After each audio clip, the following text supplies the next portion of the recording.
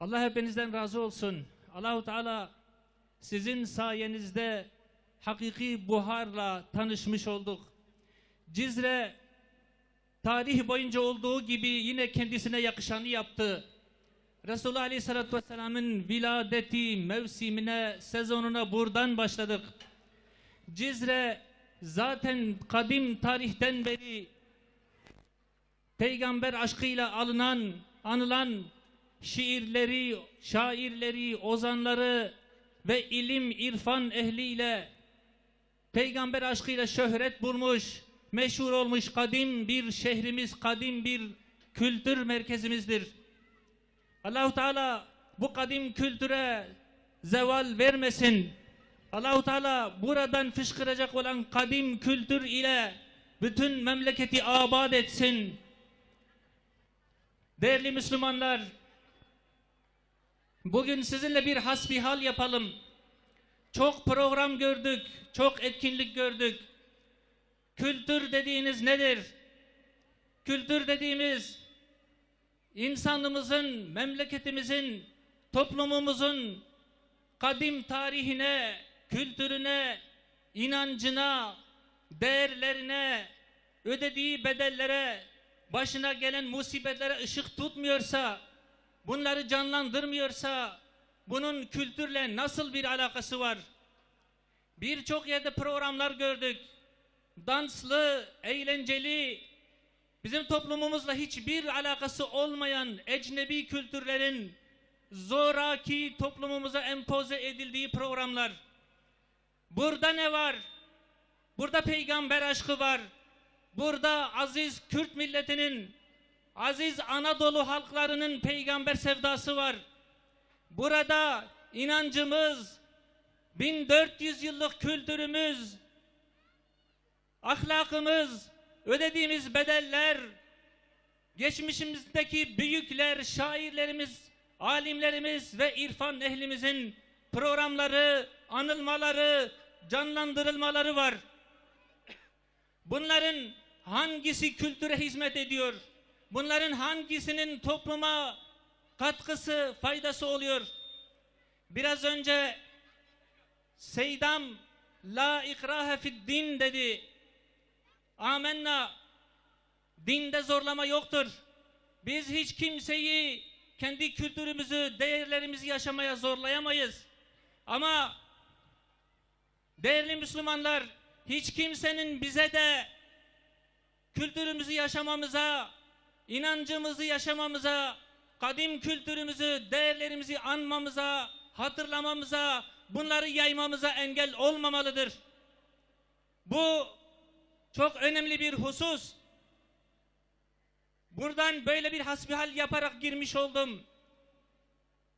Buradaki programa baktığımız zaman Resulullah Aleyhisselatü Vesselam'ı, onun aşkını, onun sevdasını hayatımızdan çıkardığımız zaman, inancımızdan çıkardığımız zaman, çocuklarımızın kültüründen arındırdığımız zaman, eğitimimizin, finansımızın, programlarımızın içinden çıkardığımız zaman elimizde ne kalır ki?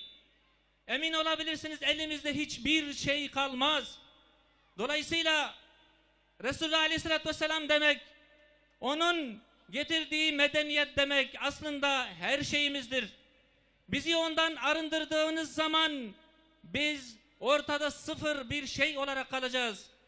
Bu nedenle biz asla ve asla Resulullah Aleyhisselatü Vesselam'ın sevdasından, onun aşkından, onun değerlerinden vazgeçmeyeceğiz. Tekbir! Resulullah Aleyhisselatü Vesselam neyi temsil ediyor? Bunu bir kez daha hatırlamakta fayda var. Değerli bacılarım, büyüklerim, abilerim,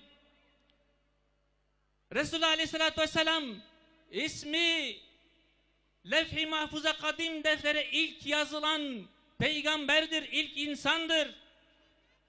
Melahmet-i Cezeri ne diyor? İsmi etteye mektubi divane kademda. Bu çok şey ifade ediyor. 124 bin peygamber geldi. Resulullah Aleyhisselatü Vesselam'a aşık olan sadece biz değiliz. Sadece siz değilsiniz. Resulü Aleyhisselatü Vesselam'a, onun risaletine, onun nurlu yüzüne aşık olan başta 124 bin peygamberdir. Bütün peygamberler onun imamlığı altındadır. Resulullah Aleyhisselatü Vesselam nübüvvet sırası kendisine geldiği zaman kademe kademe, aşama aşama din tamamlandı. 124 bin peygamber aslında toplumu, medeniyeti, insanlığı adım adım Resulullah Aleyhisselatü Vesselam'ın viladetine hazırladı.